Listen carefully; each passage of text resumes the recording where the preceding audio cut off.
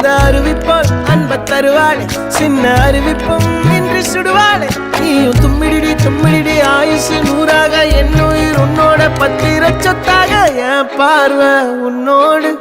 உன் பொம்மை கண்ணோடு பேசாமல் விண்ணோடு நாம் மிதந்து போவோம் காதாரா அடியாளோ நான் தாங்க மாறோடு